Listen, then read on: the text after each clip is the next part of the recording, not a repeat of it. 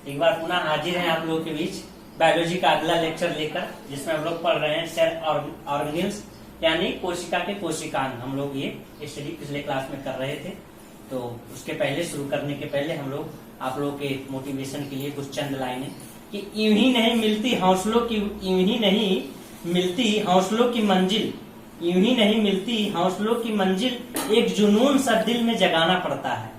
यूं ही नहीं मिलती हौसलों की मंजिल, एक जुनून सा दिल में जगाना पड़ता है। पूछा चिड़िया से कैसे बना ये घोंसला, पूछा गया चिड़िया से कि कैसे बना ये घोंसला, तो बोली भरनी पड़ती है उड़ान बार बार और तिनका तिनका उठाना पड़ता है। तो हम लोग शुरू करते हैं। सेल ऑर्गेनिल्स पढ़ रहे हैं, कोशिका। पिछली क्लास में हम लोग पढ़ चुके थे माइटोकॉन्ड्रिया के बारे में। ये माइटोकॉन्ड्रिया के बारे में हम लोग लास्ट यही डिस्कस किए थे, क्या है माइटोकॉन्ड्रिया। तो हम लोगों ने जाना था माइटोकॉन्ड्रिया की, को एक बार पुनः रिकैप करा देते हैं कि खोज जो इसकी कोलिकर ने किया था, कोलिकर ने, और नाम जो दिया था वो सी बेंडा ने दिया था, और फिर उसको जो है बायोप्लास्ट नाम जो दिया था वो अल्टमान ने दिया था, अल्टमान। ठीक, ये हम लोग इसके बारे में पढ़ चुके थे, और उसका स्ट्रक्चर हम लोग देखे थे कि उसमें उंगली जैसी संरचना होती है जिसे क्रिस्टी कहते हैं, जिसपे एफोनकर लगे होते हैं। उसके बाद इसमें जो द्रव्य भरा होता है उसका स्ट्रक्चर हम लोग देखे थे कि इसे हम लोग मैट्रिक्स कहते हैं। लेकिन उसमें जो डीएनए पाया जाता है, हमने कहा था इसको हम अगली क्लास में आपसे डिस्कस करेंगे, जिसे यम डीएनए, माइटोकॉन्ड्रियन डीएनए कहते हैं, माइटोकॉन्ड्रियन डीएनए। उसमें राइबोसोम भी लगे होते हैं, इसलिए इसको cell within the cell कोशिकांग कहते हैं, यानी कोशिका के अंदर की कोशिका इसे कहते हैं माइटोकॉन्ड्रिया को। इस कारण, क्योंकि इसमें डीएनए भी पाया जा रहा है और राइबोसोम भी पाया जा रहा है, इस कारण। तो आज हम लोग देखेंगे माइटोकॉन्ड्रियन डीएनए क्या है, बहुत इंपॉर्टेंट है इसका रोल। चलिए आइए देखते हैं। ठीक, कोशिका में दो प्रकार का डीएनए पाया जाता है। एक जो डीएनए होता है, जैसे हम लोग जानते हैं केंद्रक में डीएनए, केंद्रकीय डीएनए जिसको बोलते हैं, जो कोशिका होती है, ये कोशिका है, इसमें जो केंद्रक होता है, इसमें जो डीएनए होते हैं गुणसूत्र में, उसको हम लोग केंद्रकीय डीएनए कहते हैं। और दूसरा डीएनए हम लोग यहाँ देख लिए माइटोकॉन्ड्रियन डीएनए यानी यम डीएनए, जो माइटोकॉन्ड्रिया में पाया जा रहा है। आज इसके बारे में डिस्कस करते हैं।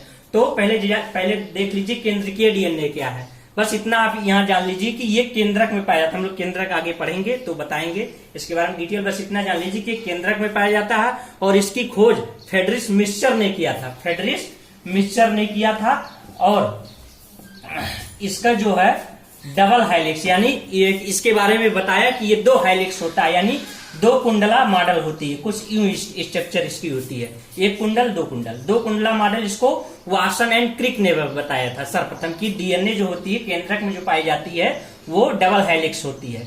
तो इसको सर्वप्रथम किसने बताया, वाटसन एंड क्रिक ने। अब देखिए केंद्रकीय डीएनए जो होता है इसकी जो है हम लोग देखे कि इसमें कार्य क्या है। तो ये जो है हम लोग जानते हैं डीएनए आनुवांशिक पदार्थ को एक पीढ़ी से दूसरी पीढ़ी तक ले जाने का कार्य करता है, यानी आपके माता पिता की आकृति कैसी है, उनका जो है नेचर कैसा है, वो सब जो है इसी पर डिपेंड करता है। वो ये डीएनए जो होता है केंद्रकीय डीएनए, ये अपने उनके बच्चों में ले जाता है, उनके माता पिता की जो है पूरे कैरेक्टर, पूरे चरित्र उनके बच्चों में ले जाने का कार्य कौन करता है, केंद्रकीय डीएनए। अब केंद्रकीय डीएनए जो होता है इसके हर एक सेगमेंट पर कोई ना कोई जो है आनुवांशिक सूचना होता है। मान लीजिए यहाँ हम लोग मानते हैं कि यहाँ उनके बच्चों के माता पिता के हेयर कलर की यहाँ सूचना है कि यहाँ उनके बाल का कलर ऐसे होगा।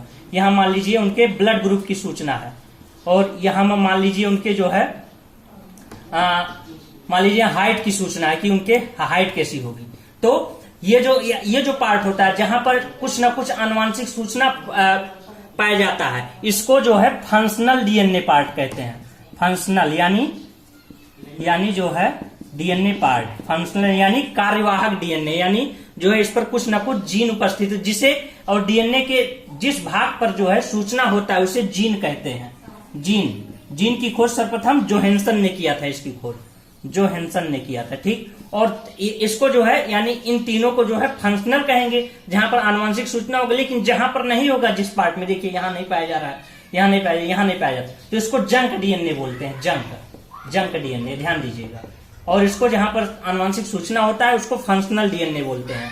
मान लीजिए हेयर कलर, ब्लड ग्रुप जो है इसकी जो सूचना होगी उसको फंक्शनल डीएनए या जीन कहेंगे, और जहां पर सूचना नहीं होगी डीएनए के जिस पार्ट पे, उसे जंक डीएनए बोलेंगे। तो ये लोग हम लोग जान लिए केंद्रीय डीएनए। आगे डिटेल में जब केंद्रक पढ़ाएंगे तो उसमें हम लोग केंद्रीय डीएनए का जो है विश्लेषण करेंगे। अब हम लोग जानते हैं यम डीएनए, जो किसमें पाया जा रहा है, जो माइटोकॉन्ड्रिया में पाया जा रहा है, यम डीएनए। यम डीएनए में, और एक बात ये भी जान लीजिए, केंद्रीय डीएनए जो होता है वो शारीरिक संरचना के निर्माण में सहायक होता है। यानी अगर उसके माता पिता की संरचना जैसी होगी, ठीक उसी प्रकार की संरचना उनके बच्चों में भी होगी। ये किसके कारण होता है, केंद्रीय डीएनए के कारण होता है। लेकिन और इसमें जो है जीन की कुल संख्या होती है 20,000 से 25,000 जीन जो है पाए जाते हैं। किसमें, एक जो है डीएनए में, केंद्रीय डीएनए में। लेकिन अगर यम डीएनए की बात किया जाए तो उसमें कुल 37 जीन होते हैं। और हम लोग इसकी आकृति देखे थे कैसी होती है, छड़ानुमा होती है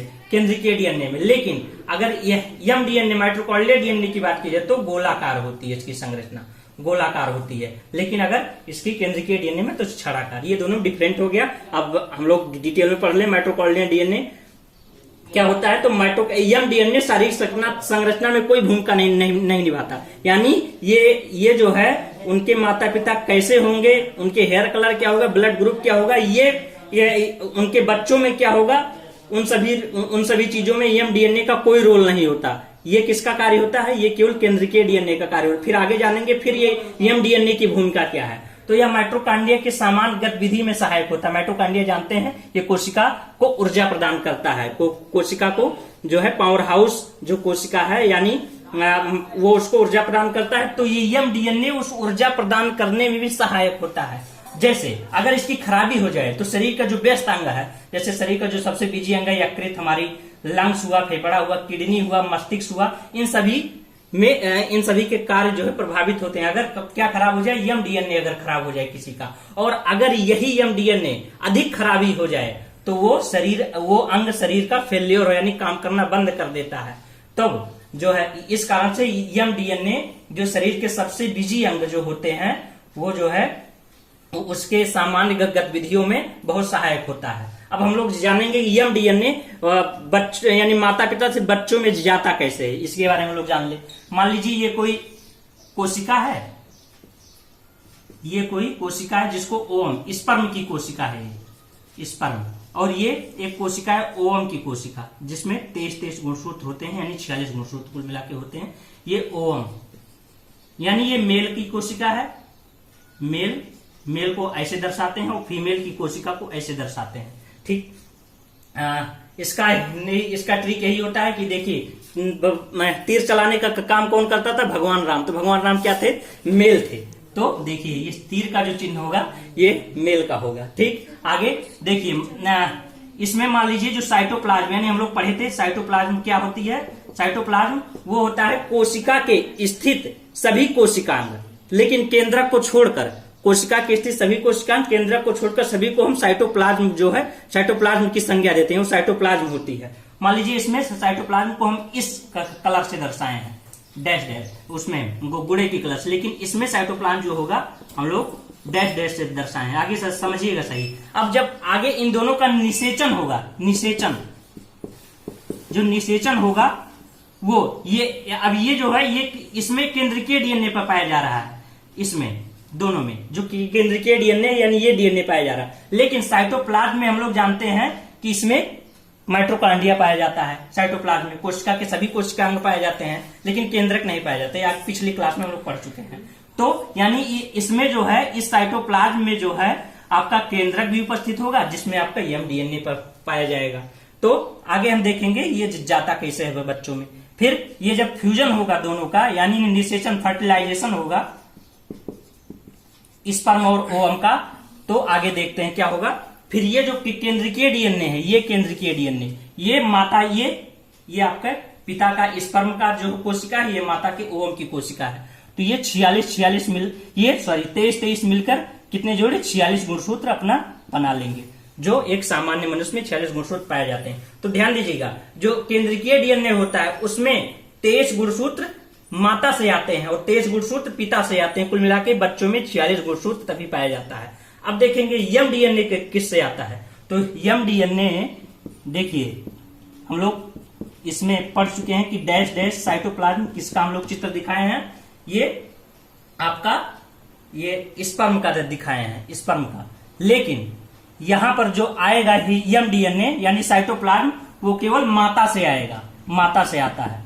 यानी जो हीलियम डीएनए होता है वो केवल माता की कोशिका से आता है, लेकिन जो केंद्रीय डीएनए होता है वो माता पिता दोनों की कोशिका से आता है। यानी अगर शरीर को निर्धारित करने वाला डीएनए की बात किया जाए, केंद्रीय डीएनए, तो वो माता पिता दोनों से आएगा। यानी आप 50-50% उसके गुण पिता से आता है और 50% गुण उसके माता से आता है। लेकिन यम डीएनए की अगर बात किया जाए, यह माइटोकॉन्ड्रियल डीएनए, तो ये केवल माता से आता है। यानी अगर उसके माता की सभी अंग, लंग्स, फेफड़ा, किडनी, मस्तिष्क ये सब स्वस्थ हैं, तो जाहिर सी बात है उसके बच्चों में भी जो है ये सब अंग, मस्तिष्क, किडनी, ये सब स्वस्थ होंगे, क्योंकि ये केवल यम डीएनए किससे आ रहा है, केवल माता से आ रहा है।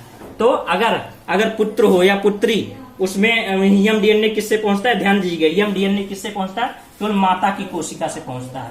माता की कोशिका से यम डीएनए आता है, यम डीएनए। तो ये हम लोग समझ लिए यम डीएनए की आनुवांशिक, यानी पीढ़ी से दूसरी पीढ़ी तक कैसे जाता है। ये कोशिका का हम लोग अगला कोशिकांग देखते हैं, ये हम लोग पढ़ लिए, जो बहुत इंपॉर्टेंट, ध्यान दीजिएगा, माइटोकॉन्ड्रियल डीएनए। ठीक, लवक के बारे में हम लोग पढ़ते हैं, अगला कोशिकांग, जो केवल पौधों में पाया जाता है या केवल पौधों की कोशिका और शैवालों की कोशिका में पाया जाता है। इसकी खोज जो किया था सर्वप्रथम वो सिम्पर ने किया था, सिम्पर ने। नाम इसका हेकल ने दिया था, लवक नाम किसने दिया था, हेकल ने दिया था, ध्यान दीजिएगा। और इसको दो भागों में बांटा जाता है, एक कलरलेस लवक और एक कलर्ड लवक, यानी रंगहीन लवक और रंगीन लवक, दो प्रकार के ये होते हैं। और रंगहीन जो होते हैं, ये इसका एक प्रकार होता है अवर्णीय लवक, जिसको अंग्रेजी में कहते हैं ल्यूकोप्लास्ट।